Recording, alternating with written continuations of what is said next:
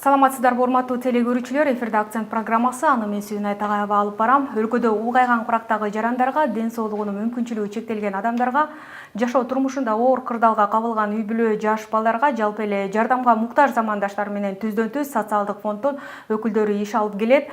Ал эми республика аймагында мындай жарандардын саны аз эмес, өз кезегинде аларга жеткиликтүү, сапаттуу социалдык тейлөө иштери алынып барышы керек. Мындан улам социалдык фонддун кызматкерлерин даярдоо, квалификациясын жогорулатууда аталган мекеменин окуу борбору күз айларынан баштап республикада айрыкча аймактык башкармалыктардын кызматкерлеринин кесиптик деңгээлин жогорулатуу аракеттерин көрүүдө.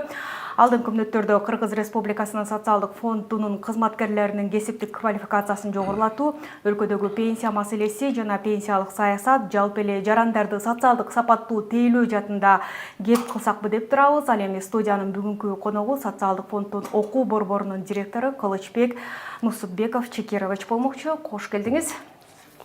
Биринчи суроо, ушу айтсаңыз, кандай гана мекеме болбосун, андагы кызматкерлерди окутуу маселеси негизги милдет эмеспи?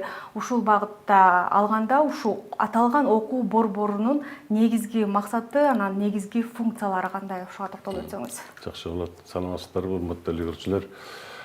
Негизи биздин баш мыйзамыбызда бар, ар бир мекемеде иштеген адамдарды окутуп туруш керек.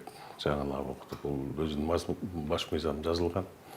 Анан ушул таризде биз дагы окуу борборун 2009 жылы ачканбыз.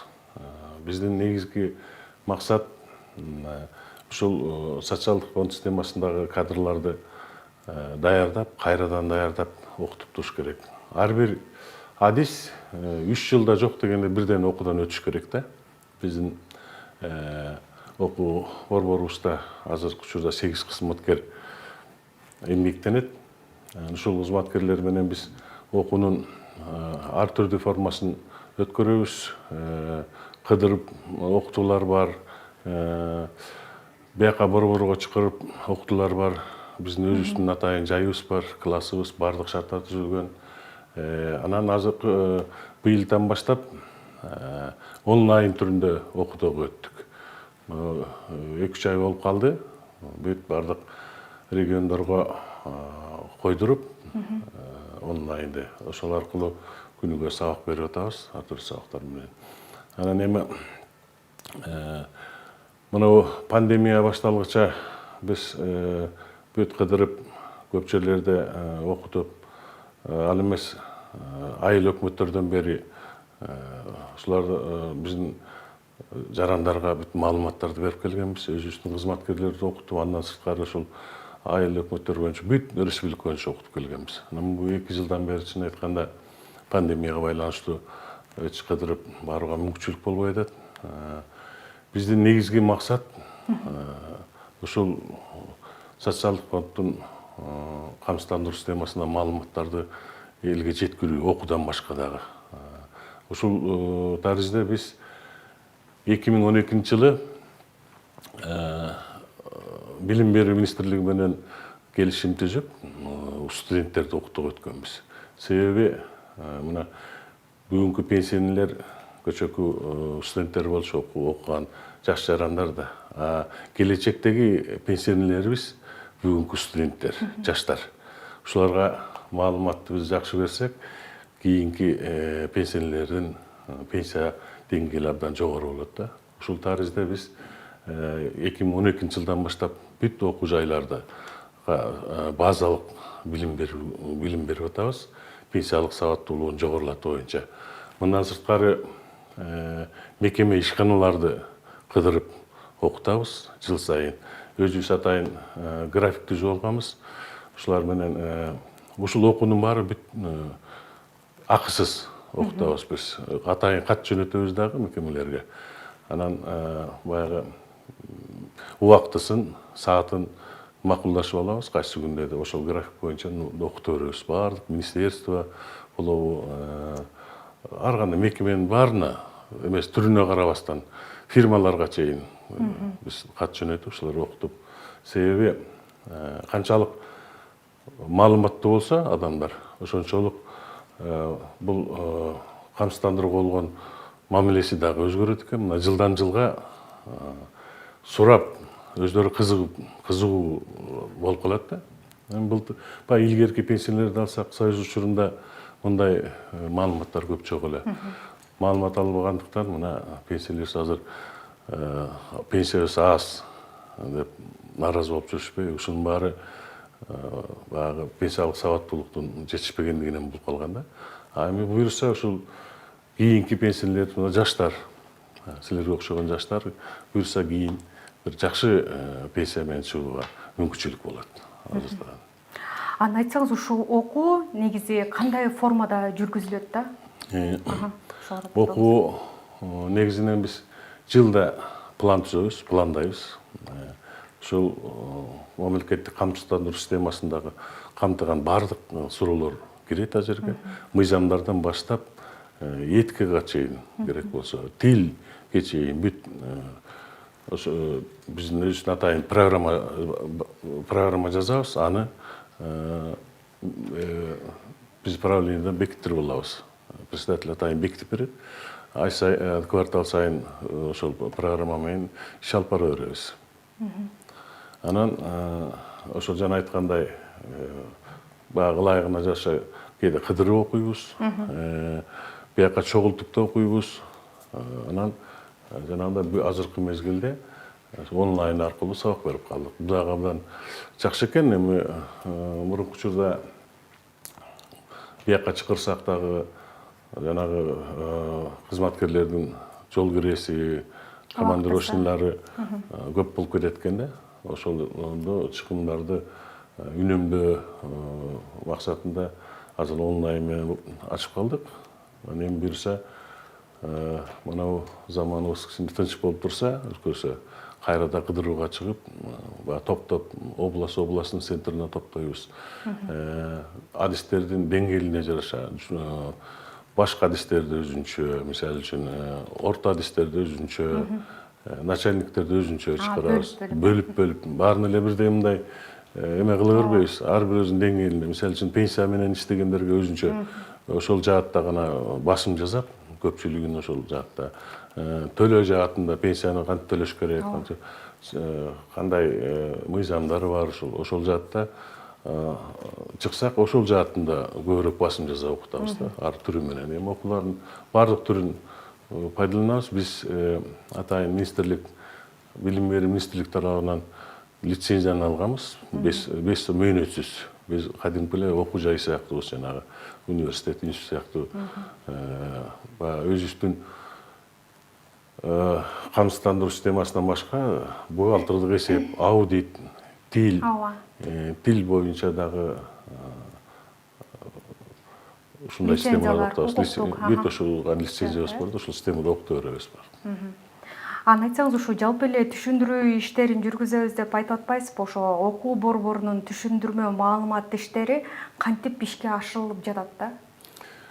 Эми жана айткандай, мына кичине пандемия мешать этип кичине эметип калды. Биз жана азыр онлайн менен окуп атабыз деп атпайбызбы? Болбосо кыдырып окутканда дагы программа менен окутуп, атайын тесттен өткөрөбүз.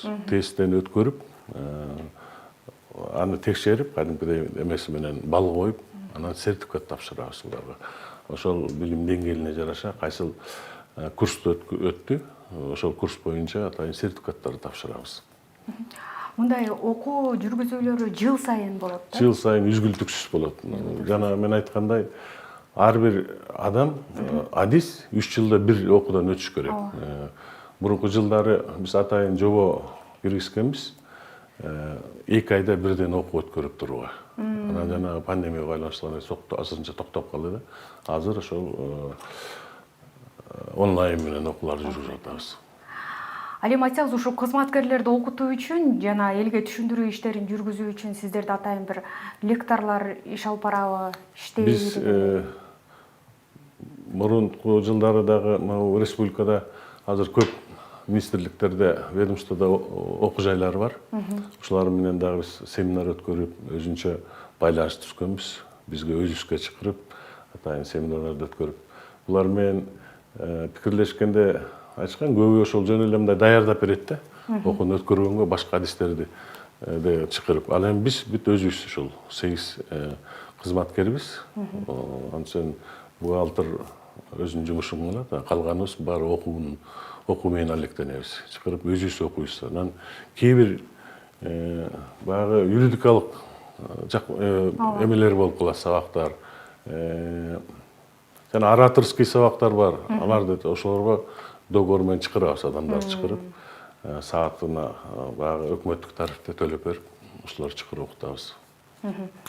Анан айтсаңыз, ушу жогорку жана атайын окуу жайларынын студенттерине да мамлекеттик жана социалдык камсыздандыруу маселелери боюнча лекцияларды окуйбуз деп айтып атпайсызбы? Негизи жыйынтыктар сезилип жатабы сиздерге азыркы учурда? Жыйынтыктар аябай сезилет. Биз эми баягы улам кайталап окута беребиз да, барып жылда өзгөчө бүтүрүүчү курстардыкын окутабыз да. Ошондо кээ бир окуган адамдар да кайра кирип калышы мүмкүн. Анан суроолорду аябай беришет жаадырып. Азыр ошондон байкайбыз да, сабаттуулукта уже кызыгып, даже ата-энесинин пенсиясына чейин кызыгып суроолорду беришет аябай. Сабак аябай кызуу өтөт.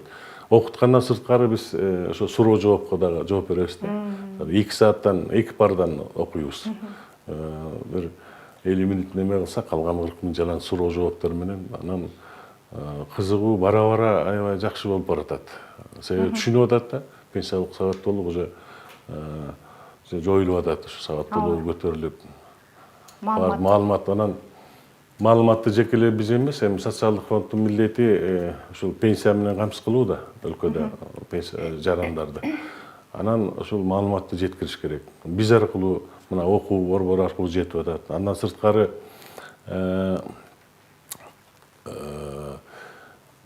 сайт бар, атайын өзүбүздүн социалдык фонддун сайты бар. Анан мындан бир 3 жыл мурун колл центрди ачканбыз. Колл центр атайын коом менен байланышат дагы, жылда буларга 20-30 миңдеген адам кайрылып турат.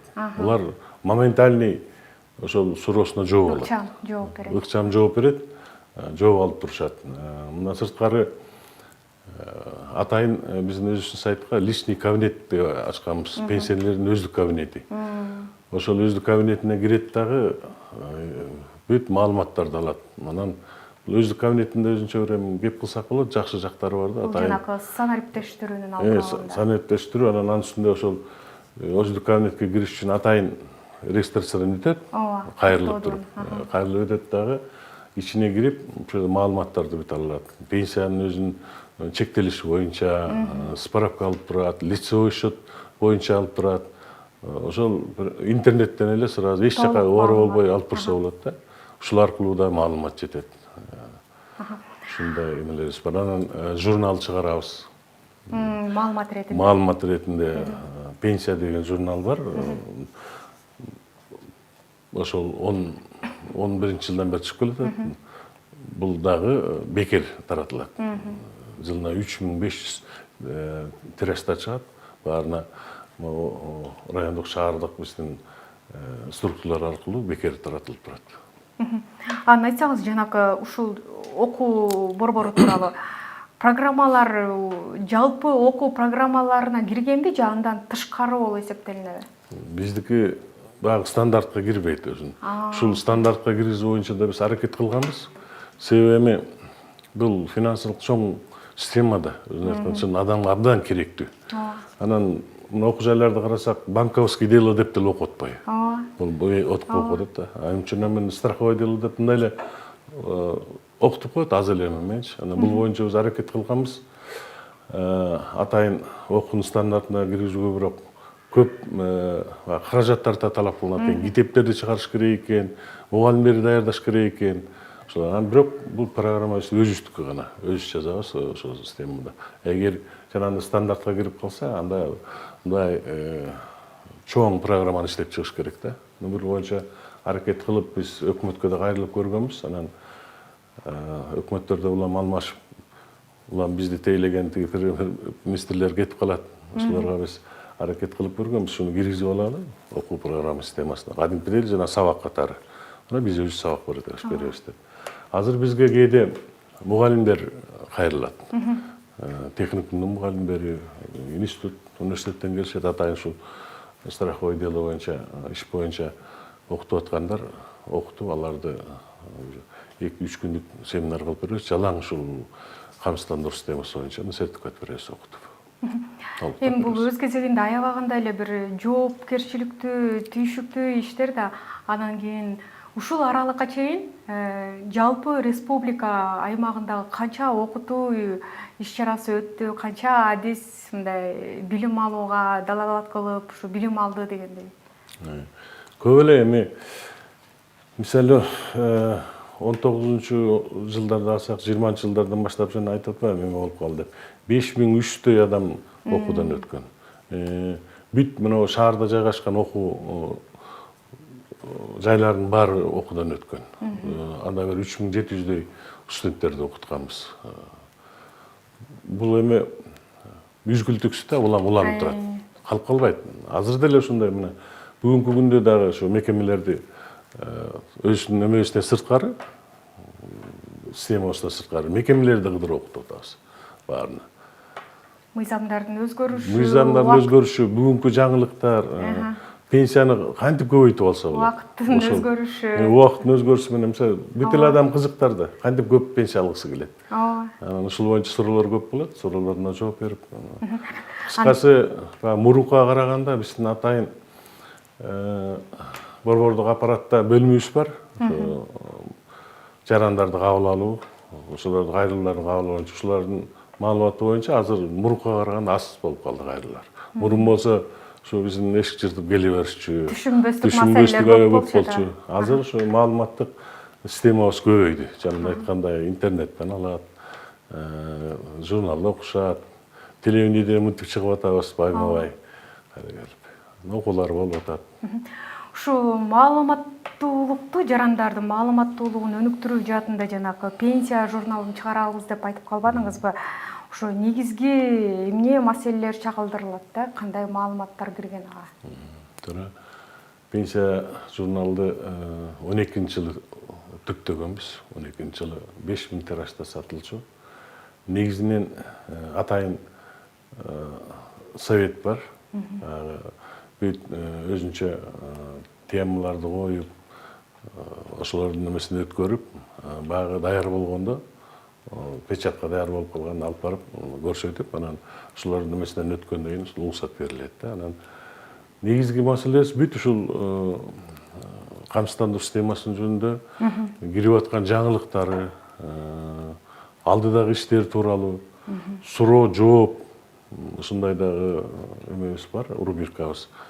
Пенсионерлердин атайын өзүнө суроо жооп менен кайрылат, аларга кайра жооп беребиз. Кыскасы болуп аткан бүт жаңылык, реформалар тууралуу маалымдап турабыз. Анан айтсаңыз, ушу мамлекеттик социалдык камсыздандыруу жана пенсия маселелери боюнча түшүндүрүү иштерин ушу бир гана окуу борбору эле жүргүзөбү же социалдык фонддун дагы башка бир башкармалыгы барбы түшүндүрүү иштерин алып бара турган түзүмдөр бар? Эми негизинен бул системага бизге караштуу, биз маалымдап атпайбызбы. Андан сырткары жана сайт аркылуу маалымат алышат. Андан сырткары жанагы атайын бөлүм бар. Ошо кабыл алуу боюнча кээ бир арыздар болуп калат да. Пенсия туура эмес чектелди, же мындай бир өзүнүн баягы частный суроолор болуп калат го, ошолор тууралуу бөлүмдөр бар. Ошолор аркылуу да жетип турат. Айтсаңыз, ушу жасаган иштериңизди мындан ары өнүктүрүү үчүн дагы кандай аракеттерди көрүп жатасыздар?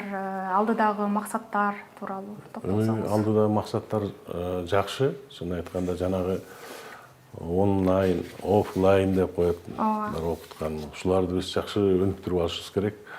Ушуларды азыр багымда эле окутуп атабыз. Кайра тест түрүндө экзамен сыяктуу алып, анан ушул жыйынтыгына жараша эмгек акы төлөп,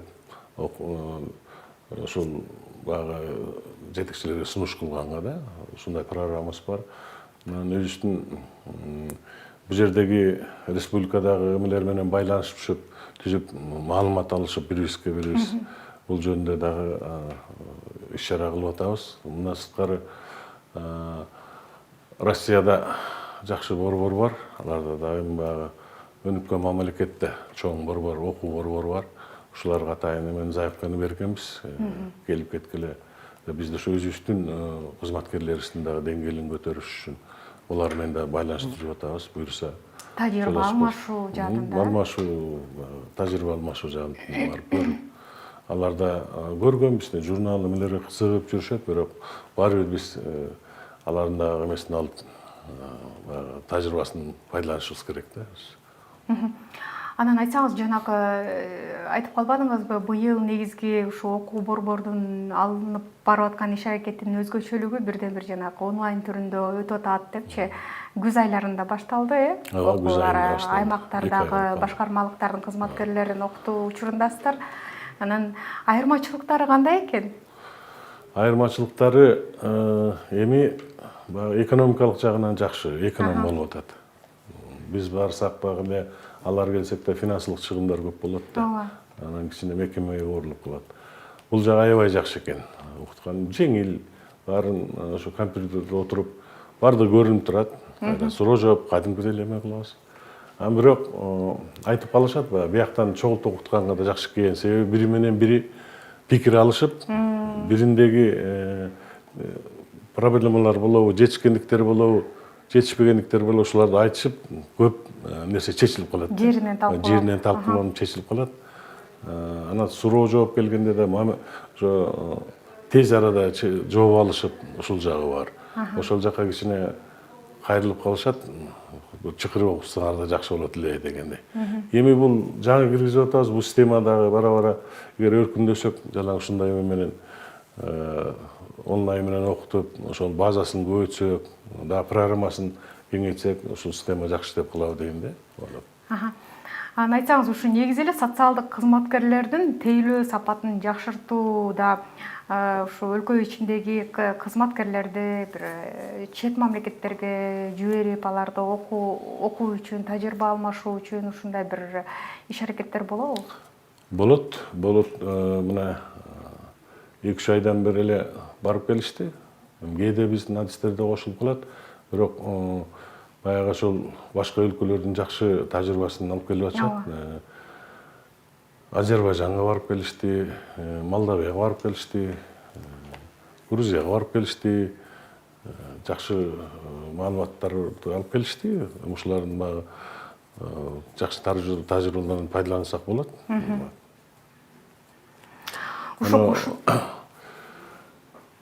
Бир жылы 2 жыл мурун барып келгенбиз, мен өзүм Азербайжанга. Барып, аларда система аябай жакшы экен. Жанагы центр обслуживания населения сон деп коет. Ошол жакшы ачылып, телефон менен пенсияга чыгат да, маалыматты. Звонить этип эле өзүнүн өз жөнүндө маалыматты айтат экен. Фамилиясын, каякта иштегенин. Анан тижерден отуруп алып эле биздин көзүбүзчө кыздар, операторлор жазады. Сразу маалымат ошо инновационный связь деп коет. Бүт мекемелер менен байланышты. Каякта иштегенин сразу алып эле. Анан ошол жерден бир 20 мүнөттүн ичинде пенсия чектеп коет экен. Мына бул ушул системаны алып, азыр бизде ошо личный кабинет аркылуу чектелип калды буюрса. Пенсиялардагычы. Эң ыкчам, эң тез жолдор менен чектелип атат азыр. Элдер да үйрөнүп калышты. Азыр ошол маалыматты алыш үчүн атайын өтүш керек да, социалдык фонддун бөлүмдөрүнөн өтүш керек. Жаңы паспорту бар, ошол менен өзүнүн эрежеси бар, ошол аркылуу өтүрүп кирсе, азыр бир 175 000 адам каттоодон өтүп калыптыр. Бул дагы ушу маалыматтын жакшы жеткени да. Маалымат жетип, ушу пайдаланышып алып атат. Бир 4-5 адам азыр чыкты ошол аркылуу эле, телефон аркылуу. Ушундай система. Эми булардын баары өркүндөйт азыр бизде. Азыр эми жетекчибиз дагы жаңы келген. 1 ай болуп калды, 1 айдан өтүп.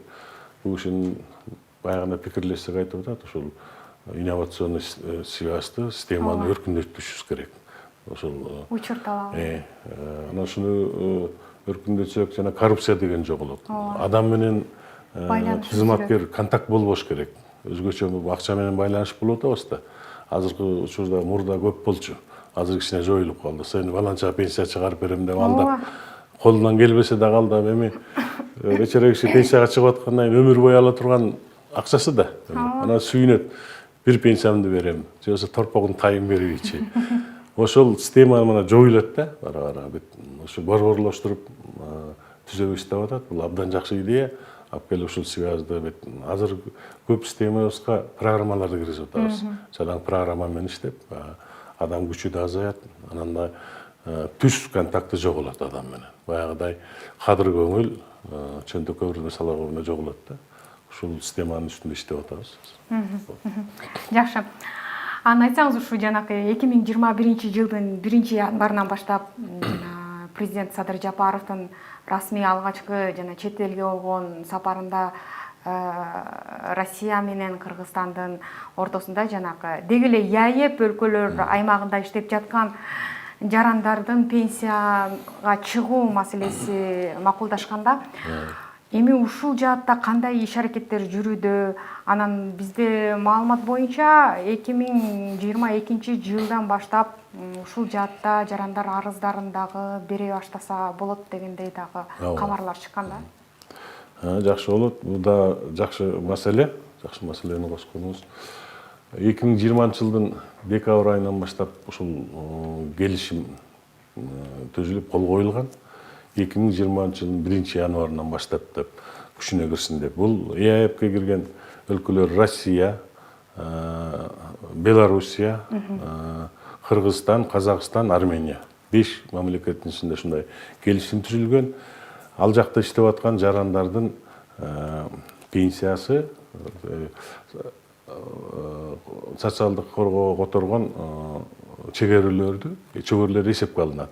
Бирок бул легалдуу түрдө барып каттоодон өтүш керек да. Азыр көп жарандарыбыз барып эле фирма амелерге кирип алып иштеп жүрбөйбү? Булардын эмгектери эске алынбай калат да. Ошон үчүн легалдуу түрдө аларга да ошо биздикиндей взностор төлөш керек. Төлөгөндө каттоодон төлөп турса, ошо январдан баштап азыр бүт эмеге ошол ишке кирип атат. Азыркы учурда 175 миңдей адам төлөп атат деп атат. Биздин маалымат алынганда ошондой адамдар уже төлөгөнгө өтүшүп, чегөрүлөр жүргүзүп атат. Аяктагы иштеген стажы кийин ошол пенсияга чыгам десе, бизге келгенде бияктагысын кошуп туруп, экөөнү кошуп бүт кадимкидей эсеп болуп пенсиясын алышат. Кыскасы жанагы бул легалдуу түрдө болуш керек. Аяктан дагы каттоодон өтүп, ошол чегөрлөрдү которуп туруш керек. Бул боюнча дагы маалыматтарды бүт жеткирип атабыз бардык. Биздин азыр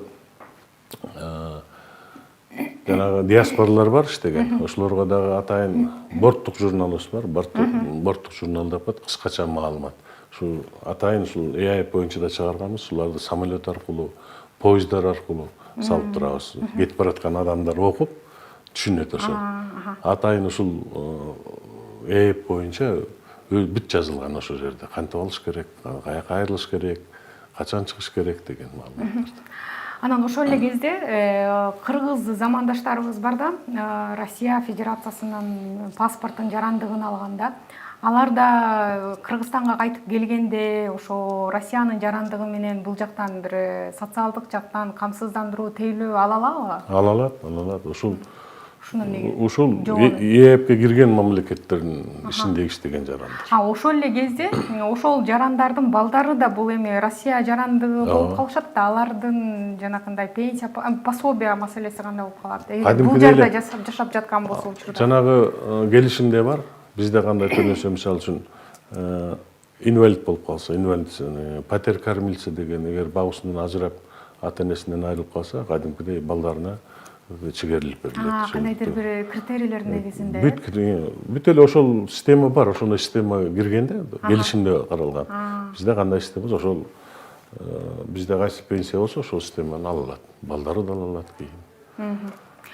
Анан айтсаңыз, жана топтомо эсеби жарандардын социалдык фондко чегирген төлөмдөрүнүн 2% бөлүгүнөн түзүлөт эмеспи? Аны каалаган учурда алып колдонсо болот деп айтылат да. Азыркы учурда жанакы мамлекеттик ипотекалык компания аркылуу үй алам деген жарандар ушул каражатты пайдаланганга мүмкүнчүлүк барбы? Бул дагы жакшы маселе. Бул ар бир жаранды кызыктыра турган маселе өзү. бул система 2010 жылы кирген. Топтоо маселеси да, атайын өзүнчө компонент деп коебуз, система болуп кирген пенсиялык системага. Пенсиялык система өзү бөлүштүрүлүүчү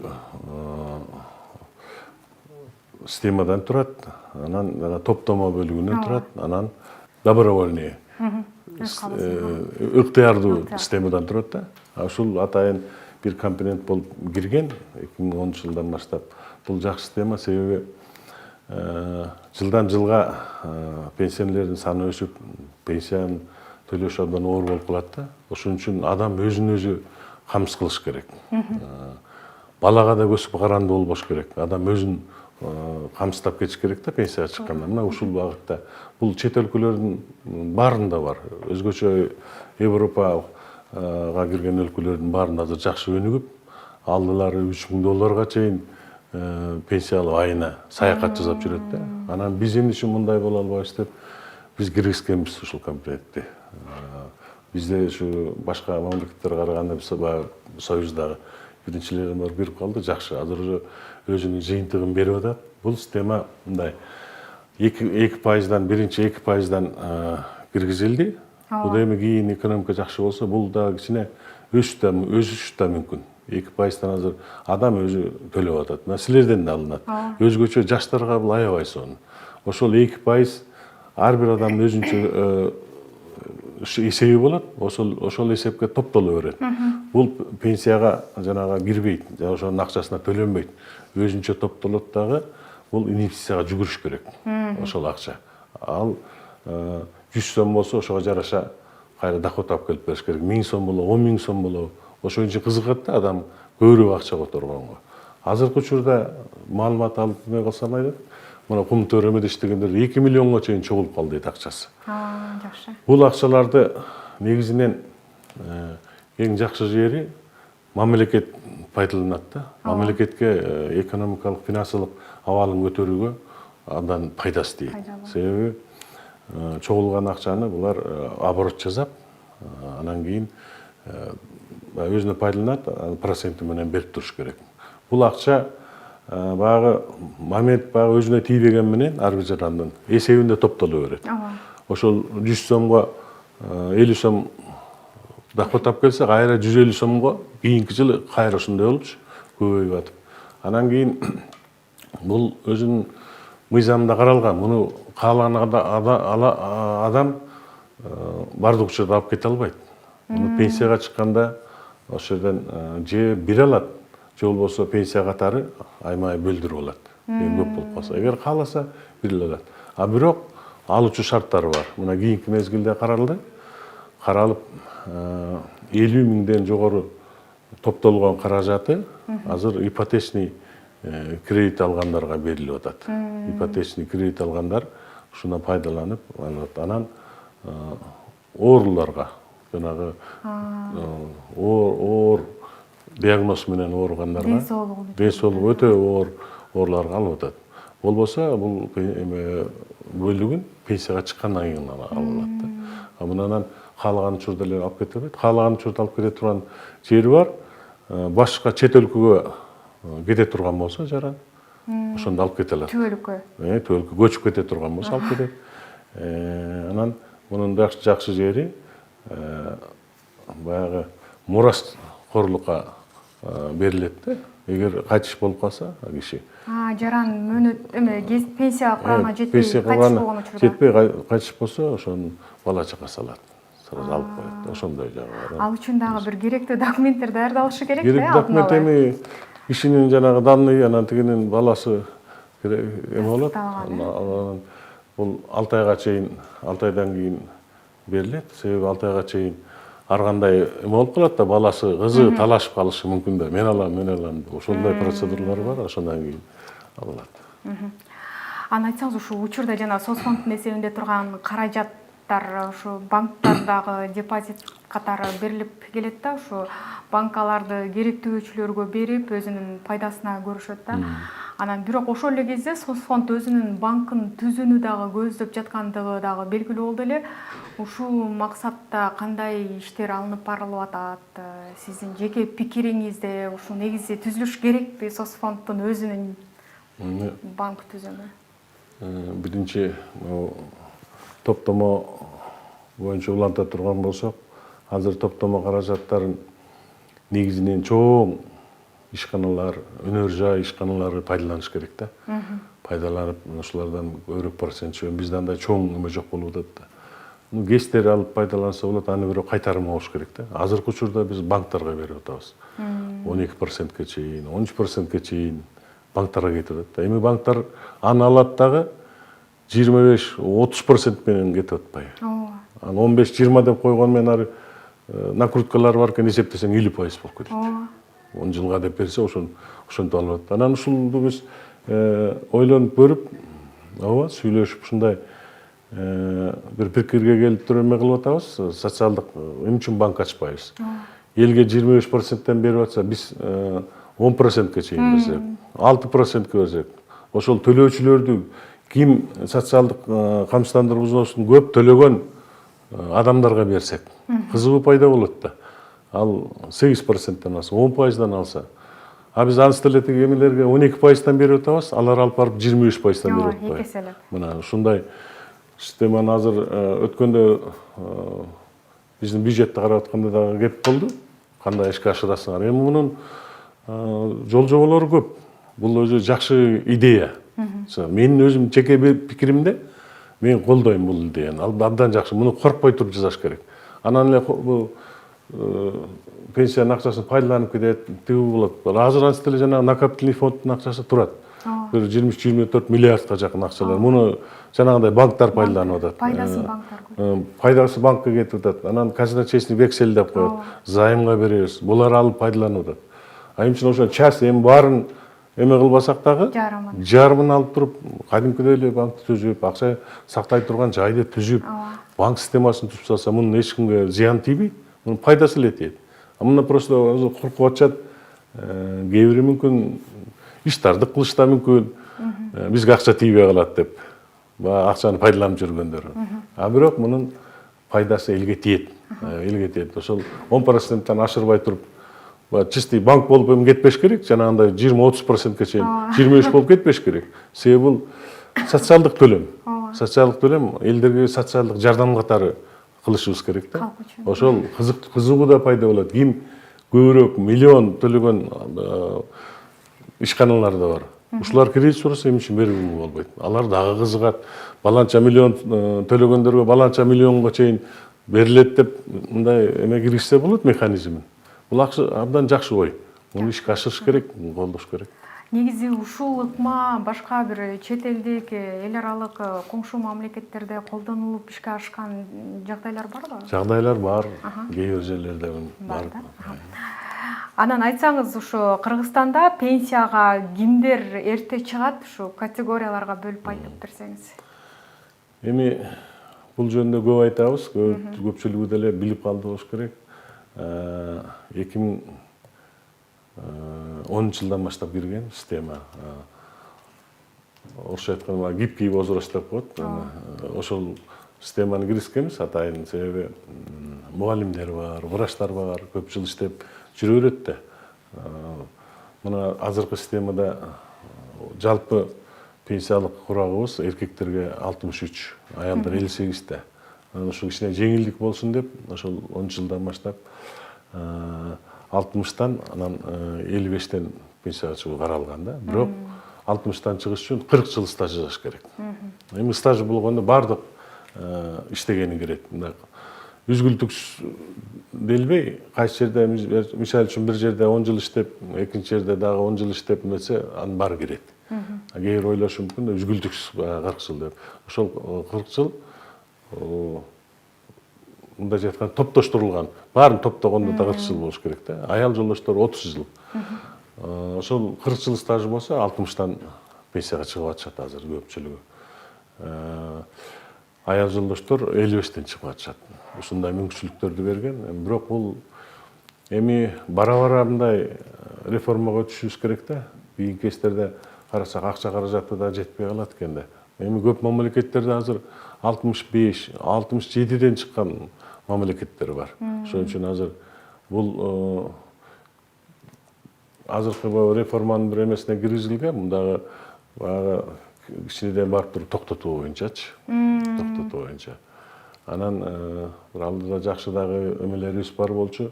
Депутаттардан өтпөй вето коюлуп калды. Мисалы үчүн пенсияга чыгып атканда мына союз мезгилинде иштегендер СП1 деп коет. Баягы биринчи бөлүгү да 96-жылга чейин иштегендер ошол стаж менен эле чыкчу. Анан кийин азыр келгенде ошол кээ бир мекеме жоюлуп кеткен, кээ бир өрттөнүп кеткен деп эле кыйналышат аябай. Ушул системаны жоюш үчүн ушул жакшы кирген, жакшы мыйзам бул бирок өтпөй калды. Бул дагы жаңы депутаттар келсе 6 айдан кийин кайра көтөрүлүш керек бул системадачы. Көп льготторду дагы жоюш керек карап. Мисалы үчүн аял жолдоштор теги бийик жерде чыганда 45тен чыгып калып атпайбы. Алыс каймакта. Эми 45 деген өзү жаш да.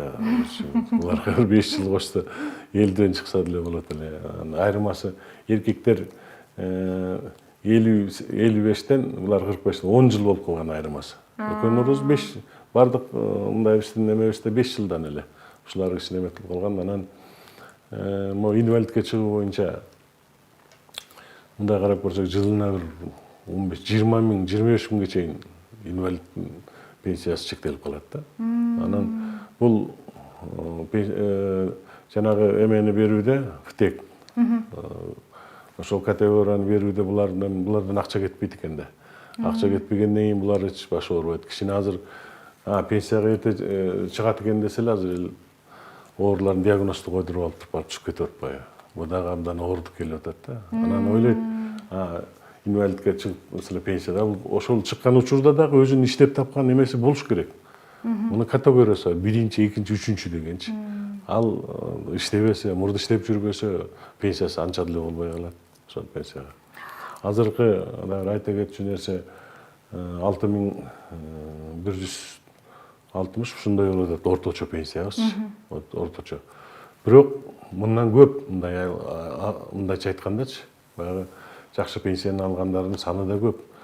Бирок ушул орточону алганда азыр 2000ге чейин пенсия алгандар бар. 1,5 миңга чейинчи. Себеби алар 50% пенсия менен чыгат да, жанагындай майыптык боюнча. Стаж жетпейт. Баары эле 1 жылдык, 2 жылдык стажга илинсе эле пенсияга чыгып калат. Анан азыр бизди кыйнап атпайбы, жеткиресиңер ошого депчи. Булар кантип жеткиребиз? Булар жарым пенсия менен чыккан. Жарым пенсия менен чыккан. Анан биздин жанагы пенсиялар азыр жакшы эле кошулуп атат. Ошол кошулган эменин баарын орточо алып келгенде ушуларга кетип калып атат. Төмөндөп калып аткан. Маселе бар экен, э? Маселе бар буларда. Иштеп карап чыгуучу. Анан айтсаңыз, жанакы ушу өмүр бою ушу жанакы улгайып калган адамдар, ушу союз мезгилинде колхозда иштеп, өмүрүн эмгегин арнап, анан пенсияга чыгаарда бир аз пайыздык өлчөм менен чыгып калгандарда, маселеси жанакы эмгек күбөлүгүнүн сакталбашы же жоголуп кетиши, кайсы бир адамдардын күнөөсүнүн негизинде анан болгон нерсеси менен эле чыгып, бирок ошол эле кезде аз пенсия алат да. Ушул жарандар кандай толук алардын эмгек тажрыйбасын карап чыгыш үчүн эмне кылыш керек да, ал жарандар үчүн? Ошол жанагы жаңы системада жаңы киргизип аткан реформа бар болчу, ошол мурункулардын баарын ушинтип ошол эмгек күнүн эметпей эле трудовойду жок кылып туруп минимальный эмени алып орточо чектеп элечи. Ал эми 96дан беркилер бүт учетто бар. 96га чейинкилердин ошондой болот да. Эми бул бара-бара жылды өткөн сайын ошол жана биринчи бөлүмү жоголот. Арада бир 10-15 жылдан кийинчи токтойт. Андан кийин 10-15 жылдан кийин пенсия жакшы болуп калат. Жаланган анткени учету бар да. Которгон ар бир адамдын өзүнчө лицевой счетунда турат. Ошол акча менен которот. Топтомо бөлүгүндө турат. Муну баары бит учетто так болот. Такка жүрүп калат. Анан мурункулар чыны менен нааразы болгону чыны менен ошондой болуп калган. Бар да. Маалымат жок. Илгери Союзда ошол эмесин алып эле трудовой стажды алып эле чыгарып койчу пенсияга. Баары бирдей менимче бир эң чоң пенсия 132 рубль ушундай болуш керек эле илгери. Анан ошого көнүп алганбыз да, кээ бир иштебей орточо мен чыгам деген мааниде көңүл бурбай коюшкан да. А кийин 96-жылы реформа кирип, ошол учетко алынып калган. Ошого илме анан 96-дан берки эгер эмгеги жок болсо, ошол азыраак чыгып калып аткан ошол. Эң негизи көбөйтө турган 96-дан берки иштеп тапканы. А калган 96-га чейинкилер стаж менен алынат дагы 60 айды алып, ошонун орточосун алып чыгарат. Ошон үчүн болуп калат, аз болуп калып атат. Анан айтсаңыз, ошо социалдык фонддун эле эмес, ушу бүтүндөй бир мамлекеттин дагы бир оорусу болуш керек, маселе, көйгөйлүү маселеси болуш керек да. Ушу пенсияга чыккан фермерлердин саны менен алар төккөн каражаттагы чоң айырмачылык бар да. Анан ошондо тактап айтканда жана өлкөдөгү пенсионерлердин дээрлик бир 40% ушу фермерлер болсо, алардын соцфондко төккөн каражаты жалпы төлөмдөрдүн болгону 1%-ын түзөт экен да. Анан бул теңсиздикке сиздин жеке пикириңиз кандай? Негизи иретке келтире турган маселе экенине толук кошула аласызбы? Бул дагы аябай көйгөйлүү маселе. Себеби мугалим, врач өмүр бою иштеп жүрүп, 30 жыл иштеп жүрүп, араң 5000, 4000 менен чыгып атат. Анан фермер деле эч налог төкпөйт. Жердин эсебинен, жердин налогуна ылайыктуу 400-500 сом төгүп коет дагы. Ал дагы өзүнө барбайт. Ал бүт член семьяга 10 баласы болсо 10 балага бөлүнөт. Ошондо 10 сом, 5 сом айга болуп калат. Эгер жана төккөн акчасы 1 жылга эсептелгенде. А деле ошолго жакын пенсия менен чыгып калат. Себеби ошол эмеге ээ болгондо, трудовой стажга ээ болгондо базовый пенсия азыр 1780 сом. Ошого ээ болуп калат. Базовый пенсияга ээ болуп калат дагы. Жок эле дегенде 2000ден ашып калат да пенсиясы. Ушул теңсиздик бар. Өзү биздин эл аралык норма бар. Бир пенсионерге 3 киши иштеген киши туура келиш керек. Азыр бизде 0,8 болуп атат, даже 1ге жетпейчи. Бара-бара бул бизде чын менен эме болот, проблема болот. Анан эми ишканалар ачылып, иштеген адамдардын саны көбөйүш керек да. Көбөйсө бул эме жоюлушу да мүмкүн. Негизги бул абдан көйгөй. Фермерлердин эмеси абдан көйгөй. Эгер Кытайда мындай маселе бар экен, пенсияга чыгам десең төлө, чыкпасаң өзүң каржылап ал деген.